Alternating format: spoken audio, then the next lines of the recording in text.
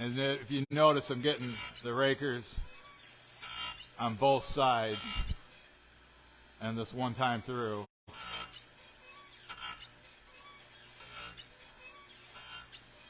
I try to just make it flat as possible.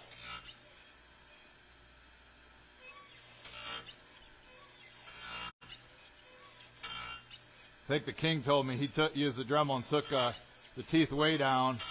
He said it was cutting real fast, but I told him that's a good way to ruin your clutch.